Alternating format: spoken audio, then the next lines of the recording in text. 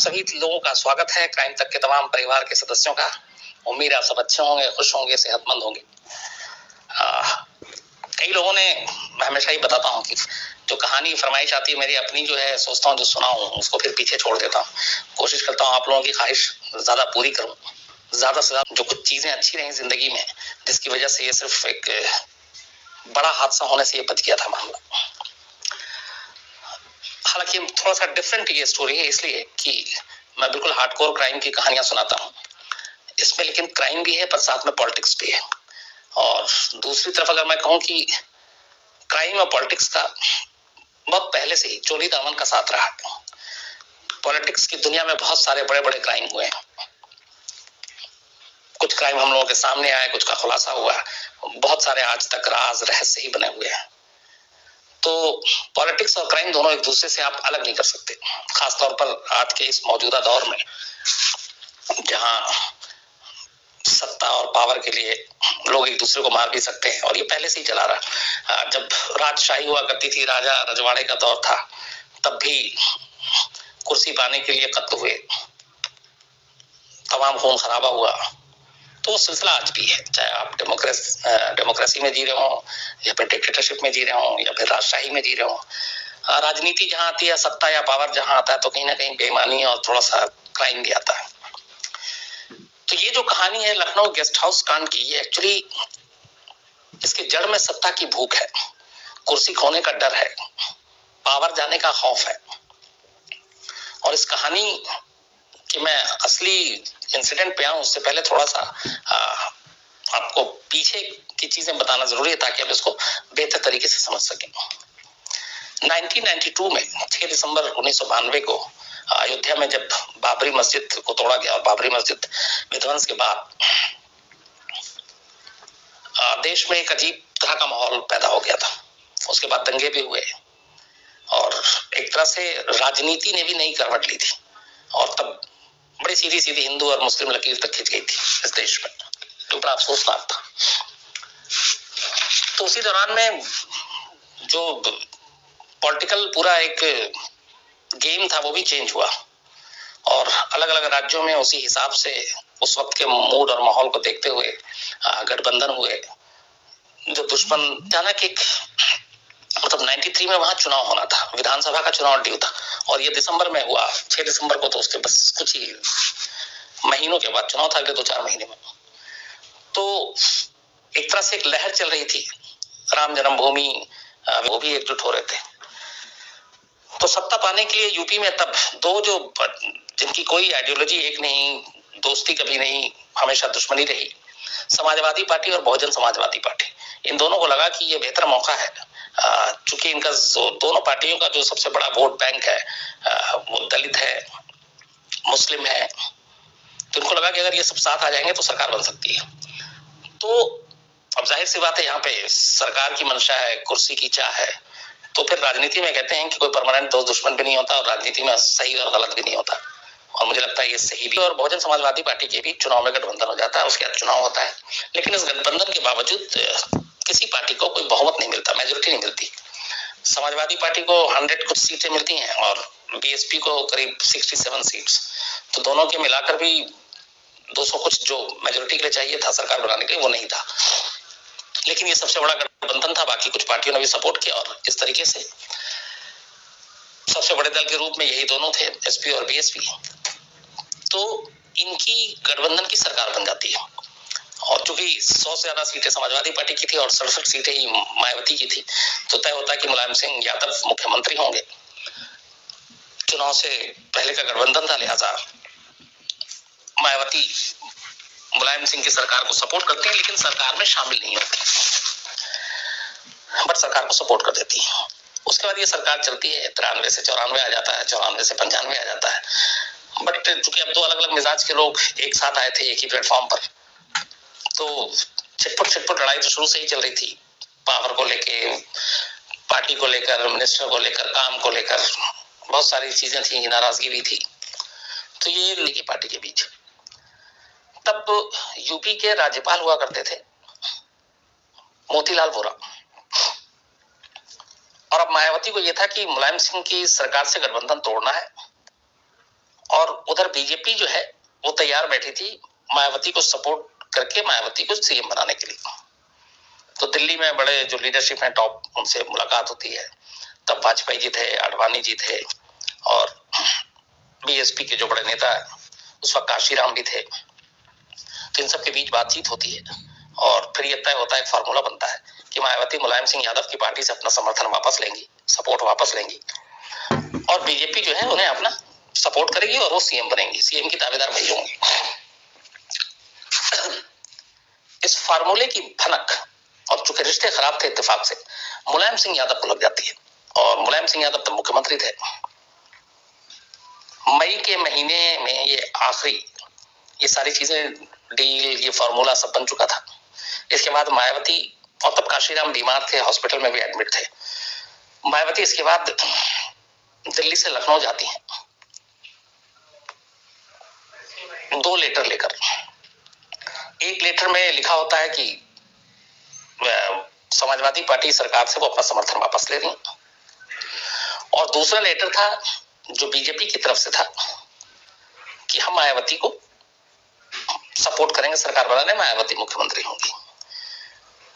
समझौता दिल्ली में होता है लेकिन खबर लखनऊ तक पहुंच जाती है, मुलायम सिंह के कानों तक जाती है। उधर एसपी खेमे में हड़कंप मच जाता है।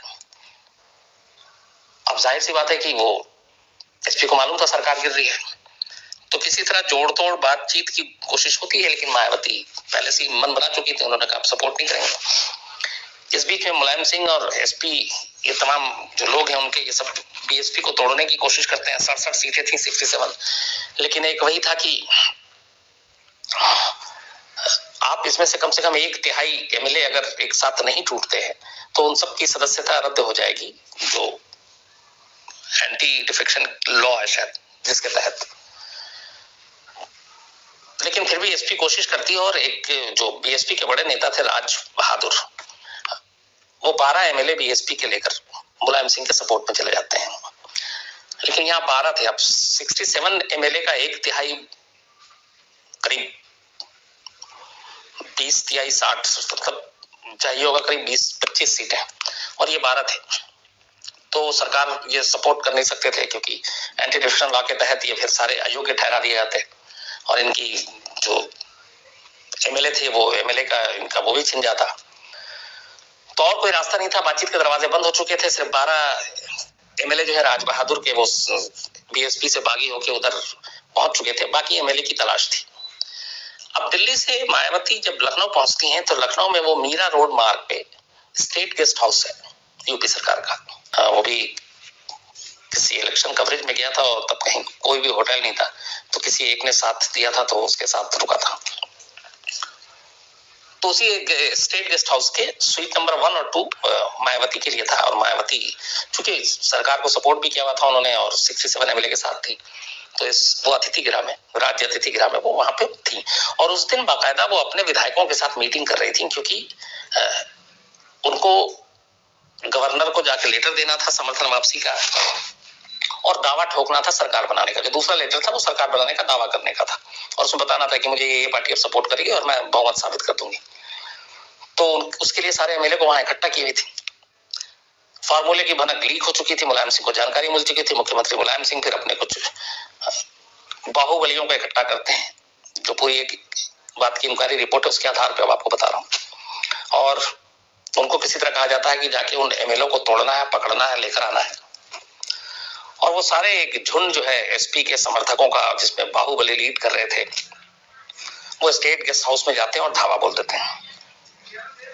वहां मीटिंग चल रही थी, उसके बाद जितने भी एमएलए मिले उन्होंने उसको पकड़ के सबको पीटना शुरू कर दिया, बाकायदा बीएसपी के विधायकों को। 5 विधायकों को, बाकी जिसको मौका मिला वो भागा गेस्ट हाउस से। 5 विधायक हाथ में आ गए, इनको गाड़ियों में डाला गया और सीधे सीएम ऑफिस ले जाया गया। उन सबसे कहा गया कि तुम ये पेपर पे साइन करोगे, तुम मुलायम सिंह की सरकार को सपोर्ट करोगे। और ये अब उनकी डर से हालत ये थी कि बेचारे कई ने तो ब्लैंक पेपर पे ही साइन कर दिया। खैर, इधर बाकी उत्पात जारी था गेस्ट हाउस के अंदर। मायावती को तब तक शोर शराबे और हंगामे से पता चल गया कि यहाँ पे कुछ गड़बड़ है। फिर उनके लोगों ने बताया कि एसपी के कार्यकर्ता और बाहुबली जो है वो बहुत गुस्से में घुसे हुए हैं और सारा तोड़फोड़ कर रहे हैं, तो आप अपने कमरे से बाहर बंद करिएगा, आपकी जान को खतरा है। तो मायावती ने 1 नंबर स्वीट में थी, अपना रूम अंदर से लॉक कर लिया। उनके साथ कुछ और उनके खास लोग थे। दरवाजा पीटना शुरू हो गया तो अंदर से, और मायावती अंदर से लगातार पुलिस को, जिन को अपने तमाम फोन कर रही हैं, लेकिन कोई मदद के लिए नहीं आ रहा है। अब ये था कि बस कुछ भी हो सकता है, उनकी जान भी जा सकती है, कुछ भी हो सकता है। अच्छा, इससे पहले जब कुछ लोग थे तो मायावती जब गुस्से थे और जब मीटिंग चल रही थी तो एसपी के कार्यकर्ताओं ने बाकायदा मायावती के साथ धक्का मुक्की की, गाली गलौज की, उनके कपड़े फाड़े, और तभी उनके फिर समर्थक उनको किसी तरह वहां से घसीटते हुए, बचाते हुए लेकर 1 नंबर स्वीट के अंदर डाला उनको और दरवाजा बंद कर लिया। अगर वो हाथ लग जाती तो फिर आगे पता नहीं क्या क्या होता। तो खैर, दरवाजा इधर पीटा जा रहा, वो लगातार मदद के लिए सबको फोन मिला रही हैं, पुलिस को, एसएसपी को, डीजी को, बट कहते हैं कि जब सीएम का ही सीधे आदेश है तो कौन मदद के लिए आगे आएगा। इस बीच में फिर गेस्ट हाउस की बिजली और पानी का वो लाइन काट दी जाती है, अंधेरा हो जाता है। वहां पे उस वक्त के एसएसपी ऑलरेडी मौजूद थे गेस्ट हाउस में, लेकिन चश्मदीदों के हवाले से कहा गया कि उन तक भी मैसेज था कि क्या हो रहा वो जानते थे, तो वो भी कुछ नहीं कर रहे थे, बल्कि ये कहा गया कि वो लगातार बस सिगरेट पीकर धुआं उड़ा रहे थे। जो उस गेस्ट हाउस के इंचार्ज थे वो भी कुछ नहीं हेल्प कर रहे थे, ना किसी से मांग रहे थे। लेकिन वहां पे 2 पुलिस अफसर थे जो चूंकि मीटिंग चल रही थी और सुरक्षा में हमेशा होती है, एक वीआईपी पुलिस के एसएचओ हुआ करते थे, वो मौजूद थे, और एक, चूंकि ये गेस्ट हाउस हजरतगंज थाने के तहत आता तो वहां के एसएचओ वहां पे मौजूद थे। जाहिर सी बात है कि ऊपर से हुक्म इन तक भी आया होगा कि यहाँ पे क्या हो रहा और क्या होने वाला है, और आप कुछ नहीं करोगे। लेकिन इन दोनों ने अपने फर्ज को निभाना ज्यादा जरूरी समझा। हजरतगंज के एसएचओ जो तब के थे और वीआईपी थाने के एसएचओ, वीआईपी के जो एसएचओ थे, इन लोगों ने ऊपरी आदेश को अनसुना किया। इनको लगा कि यहाँ पे कुछ भी बड़ा क्राइम हो सकता है, तो उन्होंने अपना फर्ज निभाते हुए बाकायदा एसपी के जो बाहुबली और कार्यकर्ता थे उनको धकेलना शुरू किया, उनको भगाना शुरू किया। उनका देखी देखी कुछ और नीचे के पुलिस वालों ने भी मदद करनी शुरू की। इस बीच ये मैसेज भी भिजवाया कि मायावती को कि मैडम आप दरवाजा तब तक मत खोलेगा जब तक हम लोग ना कहें। उन्होंने बताया हम पुलिस वाले हैं। ये इधर भीड़ बढ़ती जा रही थी, मदद मिल नहीं रही थी। तभी कहते हैं कि एक उस वक्त बीजेपी के बहुत पावरफुल नेता थे ब्रह्मदत्त द्विवेदी। तो ब्रह्मदत्त द्विवेदी जो है वो मायावती को अपनी बहन मानते थे और मायावती उनको भाई मानती थी। और ये जो है ये फर्रुखाबाद से के थे और फर्रुखाबाद से ही चुनाव लड़ते थे। तो ब्रह्मदत्त द्विवेदी को जब ये बात पता चली तो वो वहां पहुंचे और उन्होंने जाकर मायावती को बचाने की कोशिश की। इस बीच में जब ये हंगामा हो रहा था तो ये बात मीडिया तक भी पहुंच गई और मीडिया के लोग भी स्टेट गेस्ट हाउस के गेट पे खड़े हो गए। एसपी के कार्यकर्ताओं ने, बाहुबलियों ने मीडिया को वहां से भगाने की कोशिश की, क्योंकि उन्हें लगा कि इससे सारी पोल खुल जाएगी। तब 1995 में इलेक्ट्रॉनिक मीडिया का असर बहुत कम था। इलेक्ट्रॉनिक मीडिया थी भी नहीं। एक जी न्यूज हुआ करता था, एक शायद एनडीटीवी और एक कोई चैनल था। बाकी इतने उस वक्त इलेक्ट्रॉनिक मीडिया इतना ज्यादा मतलब घर घर नहीं था। प्रिंट की सब कुछ था, अखबार। लेकिन अब मीडिया के लोग खड़े हुए थे तो वो थोड़े डरे भी, घबराए भी, और मीडिया के लोगों को पता चल गया था क्या हो रहा है। तो अब ये लगा कि अगर इनके सामने सब कुछ होगा तो कल को सारे फंसेंगे। तो कई तो ऐसे पत्रकार थे जिन्होंने गेट पे खड़े होके, वो लाठी अच्छा चलाते थे तो उनको कहीं से डंडा मिला, वो डंडे के बल पे उन्होंने बहुत सारे लोगों से अकेले लड़ाई लड़ी और उनको भगाया, खदेड़ा। इस बीच में ये बात फिर लखनऊ के डीएम तक पहुंची। डीएम वहां से पहुंचे। डीएम के साथ साथ फिर ये गवर्नर हाउस तक बात पहुंची। मोतीलाल वोरा गवर्नर थे। अच्छा, आगे क्या होना ये मोतीलाल वोरा को मालूम था कि ये समर्थन वापसी के बाद कौन मुख्यमंत्री बनेगा, तख्ता कैसे पलट होगा। तो उन्होंने फौरन अपने पावर का इस्तेमाल किया, पुलिस को अलर्ट किया, फिर फोर्स भेजी। तो इन सारी चीजों में बहुत लेट हो गया था, रात हो गई थी, लेकिन खैर पुलिस सब आई। और उसके बाद इधर 2 ये एसएचओ अपनी जान पे लगे हुए थे। ये ब्रह्मदत्त द्विवेदी उधर धीरे धीरे करके इन्होंने सबको खदेड़ना शुरू किया और उसके बाद एक एक कर जिसको पकड़ सके पकड़ा, जिसको मार के भगा सके भगाया। तो कई घंटे की मशक्कत के बाद वो सारे वहां से भागे। अब पुलिस ने जो है ईमानदारी से काम किया उसके बाद, और गेस्ट हाउस पे फिर अपना कब्जा किया। आखिर में फिर लोग जाते हैं स्वीट नंबर 1 के बाहर से आवाज देते हैं मायावती को कि मैडम अब सब कुछ कूल है, पीस है, सब चले गए हैं, आप दरवाजा खोलिए, बाहर आइए। लेकिन कहते हैं उसके बावजूद भी कई मिनट तक मायावती ने दरवाजा नहीं खोला, क्योंकि उन्हें लगा कि ये साजिश है, दरवाजा खोलते उन्हें मार दिया जाएगा। खैर जब बाद में फिर दरवाजे के बाहर से फिर फोन से बातचीत होती है और जब भरोसा दिलाया जाता है, फिर उन्हें अपनी भरोसेमंद आवाज सुनाई जाती है, तब मायावती दरवाजा खोलती है। उसके बाद पुलिस उनको अपनी कस्टडी में सुरक्षित ले जाती है और इस तरीके से मायावती की जान बचती है। वरना जो हालात थे उसमें था कि शायद उस दिन कुछ भी हो सकता था मायावती के साथ। इस कांड ने मायावती को इतना ज्यादा डरा दिया, इतना ज्यादा गुस्सा दिला दिया कि उसके बाद फिर हमेशा उनकी मुलायम सिंह के साथ कभी रिश्ते अच्छे नहीं हुए। अगले दिन 3 जून 1995 को उन्होंने वो लेटर दिया राज्यपाल मोतीलाल वोरा को, गवर्नर को, समर्थन वापसी का और साथ में सरकार बनाने का दावा ठोका। गवर्नर ने फौरन दोनों लेटर एक्सेप्ट किए और 3 जून 1995 को ही मायावती को मुख्यमंत्री पद की शपथ दिलाई गई। मुख्यमंत्री बनने के बाद मायावती ने बहुत सारे फैसले लिए। एक, उन्होंने ऑर्डर पास किया इस गेस्ट हाउस कांड की जांच के लिए, और इसके लिए उन्होंने बाकायदा जो सीनियर आईएएस अफसर थे रमेश चंद्रा यूपी के, उनकी लीडरशिप में, उनकी नेतृत्व में कमेटी बनाई गई बाद में जांच के, जब उन्होंने ऑर्डर दिए। और रमेश चंद्रा कमेटी ने फिर इसमें अपनी रिपोर्ट दी और इस रिपोर्ट में मुलायम सिंह यादव समेत कुल 74 लोगों के खिलाफ नामजद मुकदमा दर्ज कराया गया। इन 74 लोगों को मुलायम सिंह समेत दोषी पाया गया, दोषी करार दिया गया इस कमेटी ने अपनी रिपोर्ट में। इसके बाद वो दिन है और आज का दिन है, 95 से लेकर 18 है, 18 और 5 23 साल। मुलायम सिंह के लिए वो जो गुस्सा है वो मायावती के दिल से कभी नहीं निकला, कभी नहीं गया। थोड़ी सी तब्दीली अब हाल में जब देखने को मिली, जब अभी बाई इलेक्शन हुए थे जिसमें मुलायम सिंह के बेटे अखिलेश यादव जो यूपी के एक सीएम भी हैं, उनके साथ उन्होंने 3 जगह पे एसपी और बीएसपी ने एक साथ चुनाव लड़ा, तीनों जगह पे जीते भी वो, और अब ये भी कह रहे हैं कि शायद आगे भी ऐसा गठबंधन हो। लेकिन इसके पीछे भी कहते हैं कि अगर मुलायम सिंह डायरेक्ट अभी भी एसपी का कमान संभाल रहे होते और वही सबसे सर्वे सर्वा तो फ्रंट के ही लीडर होते, तो शायद मायावती कभी समझौता नहीं कर सकती। और इसकी वजह यही है, वो गेस्ट हाउस कांड जिसको मायावती ना कभी भूल पाई और शायद ना कभी भूलेंगी।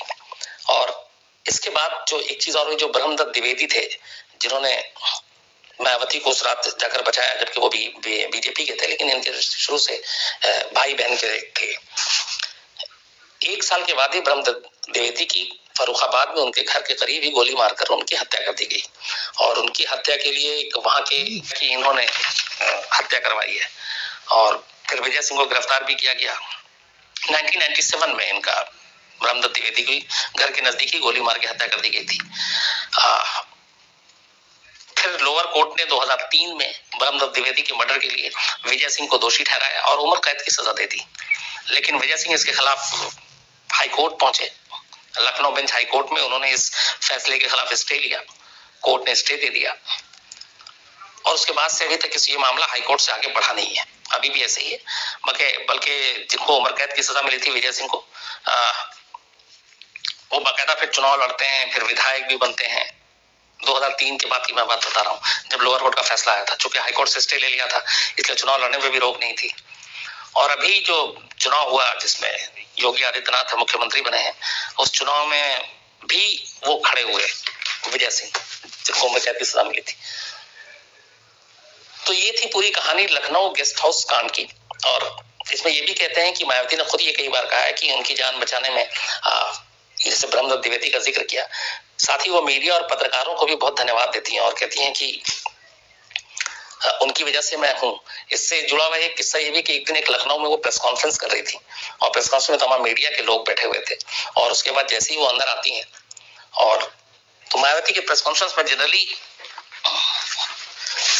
चाय और ड्राई फ्रूट दी जाती है, उसमें काजू खास तौर पर उनका फेवरेट है शायद।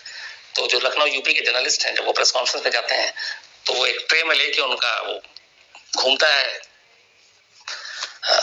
स्टाफ, और लोग उसमें से उठा कर खाते हैं, कुछ लोग मुट्ठी में रख लेते हैं यूपी के। तो ऐसे ही एक पत्रकार थे जो ड्राई फ्रूट उठा के हाथ में मुट्ठी में लेकर बैठे हुए थे। अचानक मायावती आती है, कुर्सी पे देखती हैं, उसके बाद वो कुछ सवाल पूछता है, मायावती भड़क जाती है। उसके बाद कहती हैं कि तुम जो है अपने स्टाइल में बोलती हैं कि मेरे खिलाफ फालतू फालतू और झूठी खबरें छाप रहे हो, तुमको देख लूंगी, तुम्हारा ये कर दूंगी, वो कर दूंगी, और वो तू तड़ाक करके उस पत्रकार से बात कर रही होती हैं। तो वो थोड़ा सा पकाता, फिर कहता आप किस लैंग्वेज में बात कर रही हैं, तो उस पर और भड़क जाती है, कहती मैं तुझे बताती हूँ। सारे मीडिया वाले सुन रहे थे, अचानक एक बहुत ही जो सीनियर मेंबर थे उस मीडिया के, वहां के लोकल न्यूज़पेपर के काफी सालों से जिनका एक्सपीरियंस था, वो खड़े होते हैं और फिर वो मायावती से कहते हैं कि आपके ये बोलने का तरीका ठीक नहीं है। अगर आपको उसकी खबर से कोई एतराज है, कोई शिकायत है, झूठी है, तो आप उसको एडिटर से शिकायत कीजिए। अगर वहां से भी आपकी बात नहीं बनती है तो प्रेस काउंसिल में जाइए, एडिटर्स गिल्ड में जाइए, लेकिन आप किसी तरह अपने यहाँ बुलाकर किसी पत्रकार को बेइज्जत करने का आपको हक नहीं है। और फिर अच्छा, मायावती को इस तरह से बोलना अपने आप में ही वहां बड़ी बात मानी जाती है। और रुके नहीं, उन्होंने फिर ये कहा कि आज आप जिन पत्रकारों को यहाँ बुला के बेइज्जत कर रही हैं, आप भूलिए मत कि आज अगर आप यहाँ बैठ के मीडिया को ब्रीफ कर रही हैं तो इसकी वजह भी ये है कि ये वही मीडिया है जिसने आपकी जान बचाई। अगर उस दिन गेस्ट हाउस कांड जिस दिन हुआ और उन्होंने कहा बाकायदा कि मैं भी उस गेट पे खड़ा हुआ था और हम लोगों ने गेट पे रोका कई लोगों को अंदर जाने से, और उस मीडिया को देख के भी वो दूसरे जो सपा के कार्यकर्ता थे वो डरे, और अगर हम लोग ना होते दीवार बन के तो शायद आप यहाँ इस तरह बैठ के बात भी ना कर रही थी, और मीडिया को खैर हड़काने की तो हिम्मत ही नहीं थी। लेकिन आप उस दिन भूल गई। शायद मायावती ये जानती थी, जो पत्रकार ये कहानी सुना रहा था, कि हाँ उसने भी उस दिन गेस्ट हाउस के उस गेट पे मौजूद था और उसने भी जान बचाने में मदद की, क्योंकि खबर तो मिल जाती है। तो उन्हें एहसास था और इस बात का ये सच्चाई थी। तो इसके बाद कहते हैं कि मायावती बिल्कुल नॉर्मल हो गई और बाकायदा उन्होंने सॉरी बोला, माफी मांगी कि उन्होंने जो भी अभी कहा वो गलत था, और मैं कभी नहीं भूलूंगी कि मीडिया ने मेरी जान बचाने में बहुत मदद की है। तो ये एक उसका दूसरा पहलू था उस कहानी का। तो लखनऊ गेस्ट हाउस कांड इसी वजह से जाना जाता है कि कैसे कुर्सी जाने के बाद एक पार्टी जिसने समर्थन वापस लिया, उसकी जान, उसकी इज्जत लेने के लिए लोगों को भेजा, और बस नसीब था जो कुछ अनहोनी नहीं हुई, वरना कुछ भी हो सकता था। ये थी कहानी। जो भी जैसा भी लगे आपको जरूर बताइएगा अपने मेल्स